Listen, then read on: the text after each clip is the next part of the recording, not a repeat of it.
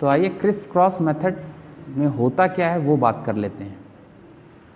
Criss cross method के द्वारा ही हम किसी भी कंपाउंड का फॉर्मूला निकाल सकते हैं।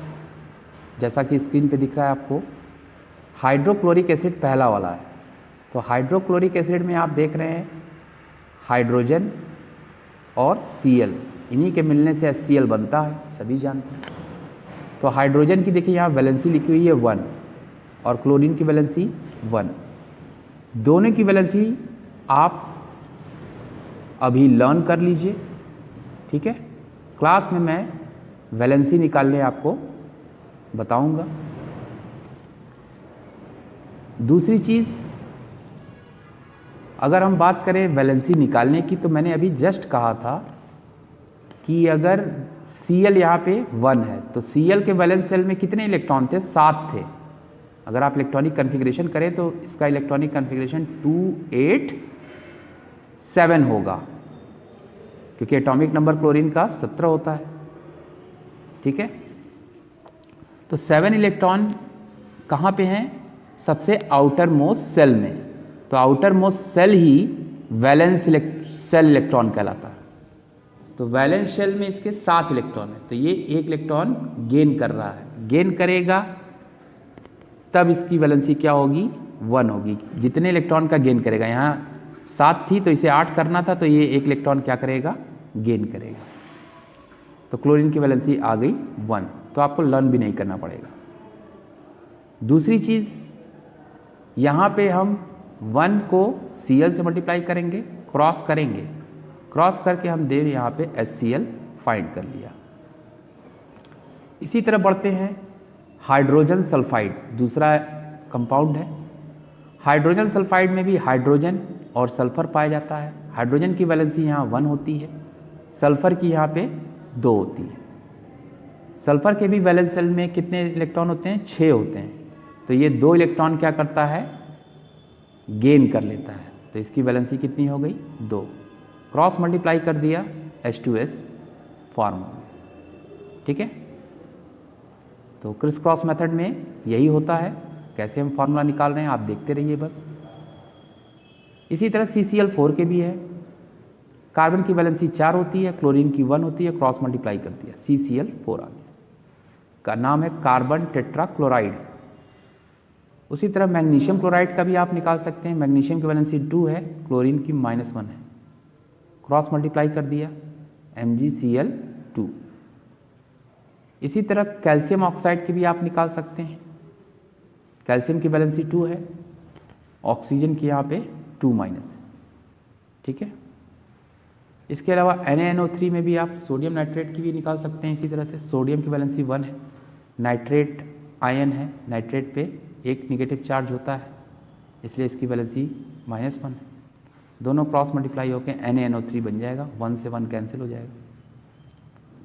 उसी तरह कैल्शियम हाइड्रोक्साइड की भी आप निकाल सकते हैं। कैल्शियम की 2 होती है वैलेंसी और हाइड्रोक्साइल आयन के ऊपर -1 होता है, क्रॉस मल्टीप्लाई होकर CaOH का होल ट्वाइस हो जाएगा। अगला है अमोनियम सल्फेट। अमोनियम की वैलेंसी +1 होती है और सल्फेट की -2 होती है। क्रॉस मल्टीप्लाई करके आप NH4 होल ट्वाइस SO4 निकाल सकते हैं।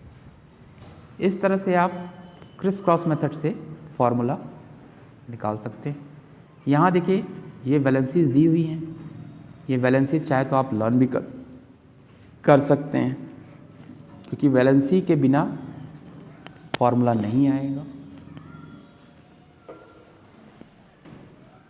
अब वेरिएबल वैलेंसी की भी बात करते हैं। पीरियोडिक टेबल में कुछ ऐसे भी एलिमेंट हैं जिनकी वैलेंसी 1 से ज़्यादा होती है। जब 1 से ज़्यादा वैलेंसी होगी तो उसका नाम होगा वेरिएबल वैलेंसी।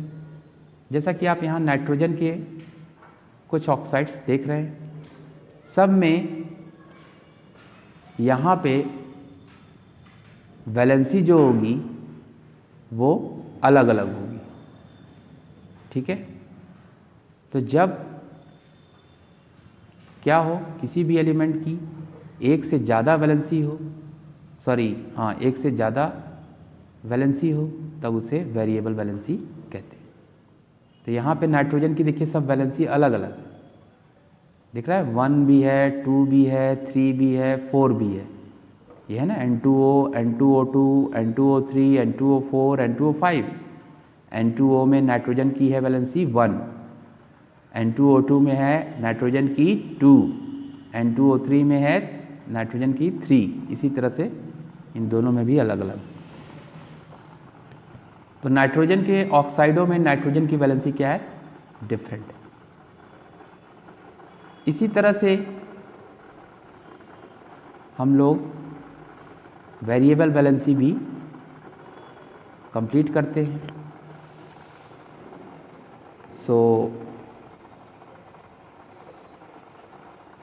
आप लोग होमवर्क में इस चैप्टर के एनसीईआरटी क्वेश्चंस, चाहे वो इन टेक्स्ट हो या एक्सरसाइज क्वेश्चंस हो, आप उसमें सारे क्वेश्चंस को फेयर कॉपी पे राइट करेंगे और इस चैप्टर के नोट्स भी प्रिपेयर करेंगे, ठीक है। तो पहले चैप्टर जैसे आप नोट्स बनाते आए हो, पहले नोट्स बनाइएगा स्टार्टिंग से एटम एंड मॉलिक्यूल्स का। उसके बाद इंटेक्स्ट क्वेश्चन करेंगे। इंटेक्स्ट क्वेश्चन जो होता है वो बुक के बीच बीच में देता है, उस क्वेश्चन को करेंगे। और फिर उसके बाद लास्ट में जब इंटेक्स्ट हो जाएगा तो एक्सरसाइज क्वेश्चन आप सॉल्व करेंगे। और फेयर कॉपी मेंटेन भी करेंगे, ठीक है।